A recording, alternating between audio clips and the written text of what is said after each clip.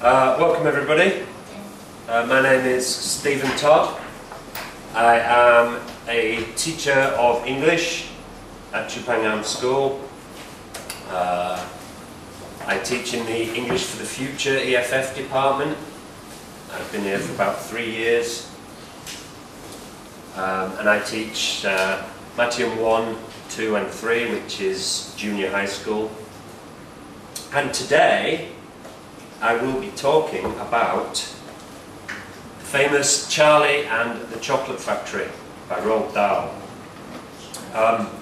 First I have to make a small confession. This is not technically my favourite book just now, but this book has a special meaning for me because this is the first book that I ever read when I was about 9 years old. This is the first book I ever read, so this is a very, very special book for me. It's also a book that I have used in the classroom a lot, and it works very well with the students. So, I'm sure a lot of people are very familiar with the story of Charlie and the Chocolate Factory. It's a book that's been around forever. There's also been 2 movies. An old movie starring Gene Wilder as Willy Wonka, and a more recent movie starring Johnny Depp as the famous chocolate manufacturer. So before we start about the book, just a small part about Roald Dahl. Roald Dahl was born and grew up in England, although his parents were Norwegian, hence the name Roald Dahl. It's a Norwegian name. He grew up in Wales actually and moved to England as an adult. He was born in 1916 and during the Second World War he was actually a fighter pilot with the RAF during the Battle of Britain and became a fighter ace, in fact. After the war, he began writing stories for adults to start with. Most famous are his collections of short stories for adults that featured surprise endings. These were, I think it was in the 1970s. Most of these stories were converted for TV in a series in England called Tales of the Unexpected. He originally started writing children's stories for his own children. Was just telling them stories and decided to write them down. An interesting thing about Roald Dahl is every book that he wrote with a pencil and paper in a shed at the bottom of his garden. He wrote all his books by hand with a pencil. Okay, so the actual story of Charlie and the Chocolate Factory. Essentially, Charlie and the Chocolate Factory is a moral tale. The main protagonists are Charlie Bucket, who is a very humble, very polite, very nice boy who lives with his mother and his father and his 4 grandparents in a very small house in a city. And they are very, very poor, but they are very happy. It's a very loving family. Then we have, to transpose against Charlie, we have the 4 other children who are very much caricatures of moral tales. First we have Augustus Gloop, who is essentially a very fat, very greedy boy. So he represents greed. He never stops eating, he just wants food, food, food, food, food. The second child, to offset Charlie's good behaviour, is Veruca Salt, Now Veruca Salt is from a very rich family, and she is incredibly spoiled. Everything she wants, she gets. Next we have Violet Beauregard. Violet Beauregard constitutes somebody who is extremely competitive. She always wants to win everything.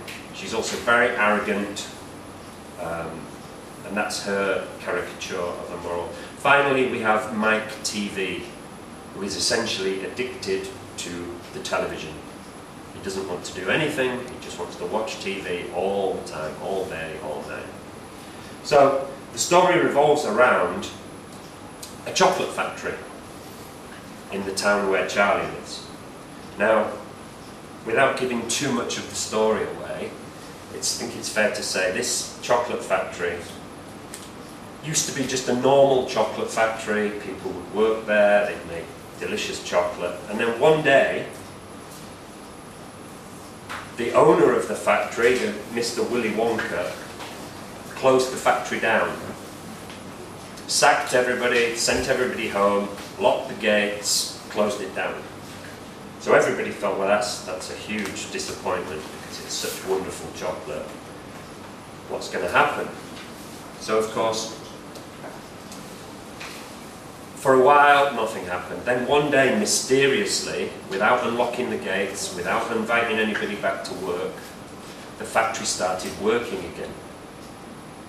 Smoke came from the chimneys, deliveries were going out, ingredients coming in, but nobody worked there.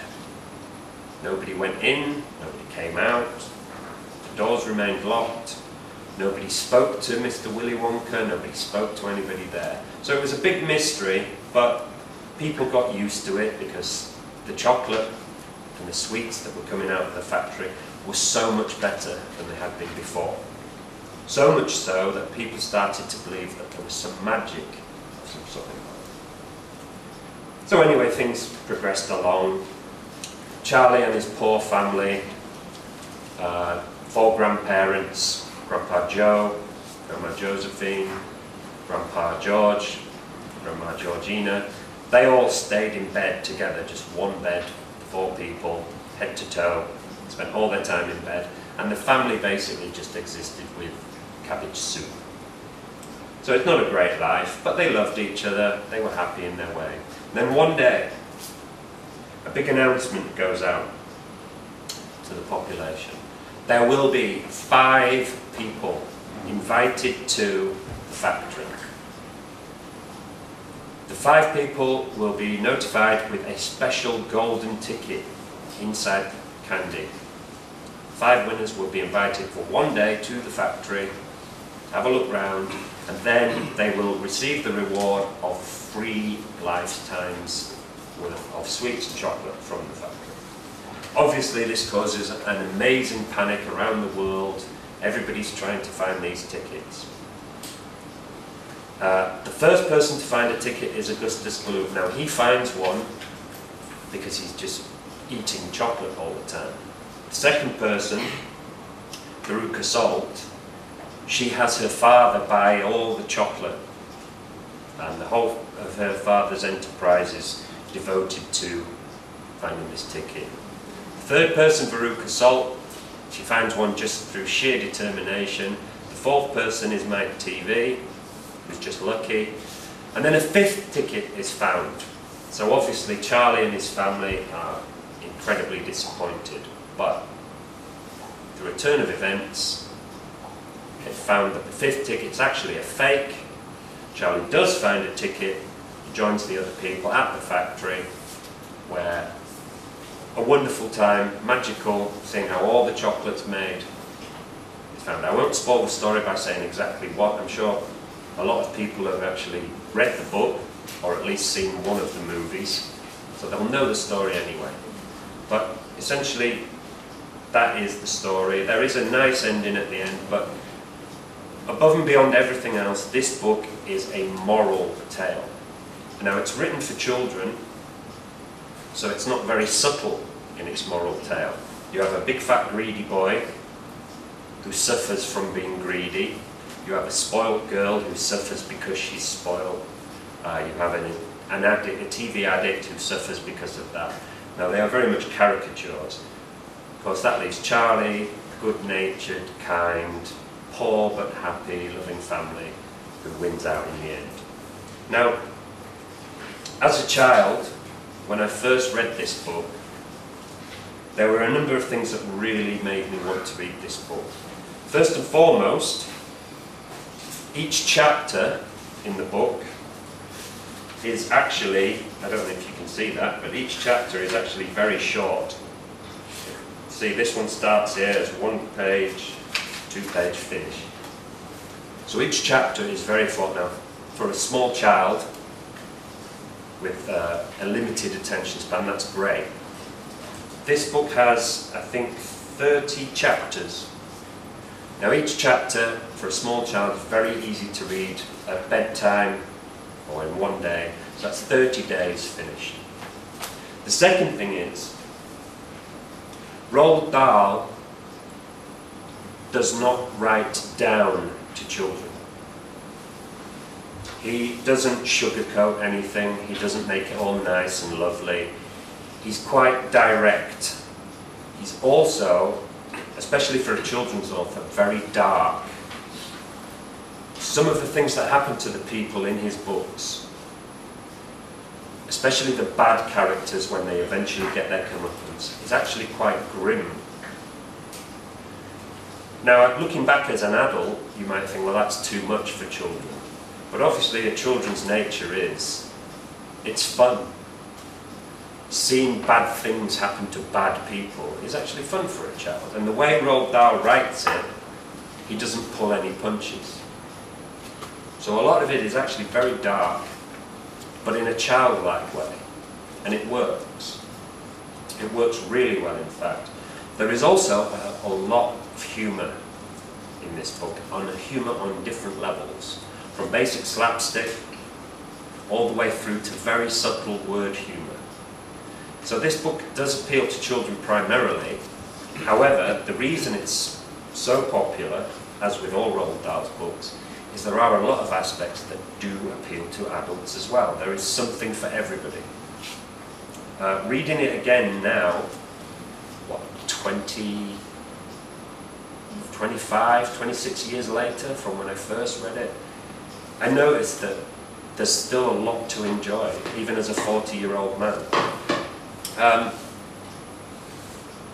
Essentially, Roald Dahl is famous for a reason. His whole series of books, BFG, Matilda, the 2 books here, we've got Charlie and the Chocolate Factory, and then the second book in this series, which is The Great Glass Elevator. This is the first book, and then it carries on here. The reason they are timeless, this was first published in 1964, and here we are in 2012. It's still very popular. They're remaking the movie in the 2000s, fully 40 years after the original book. Still popular, it still works. It's because, first and foremost, Roald Dahl was writing these books for his own children. He knew his children. Each of his books you'll find is dedicated to one of his children. This is his son, his eldest son, Theo. And these books all started as him telling stories to his children, to amuse his own children. Not for profit, not against any formula, not to make money, just simply to entertain children. I cannot speak too highly of these books, of all Roald Dahl's books. He doesn't patronise children. He talks to them often directly. He doesn't sugarcoat anything. He makes it fun. It's gruesome sometimes, but it's always in a fun way. And primarily, one of the reasons that I will definitely be reading these books to my children is he tells great moral stories, but in a very fun and childlike way. So, Charlie and the Chocolate Factory, if you've seen the movies, great, but I highly recommend that everybody reads this book, or a copy of this book, just to see how a great writer should write for children. So, thank you very much for listening. Charlie and the Chocolate Factory, amazing book.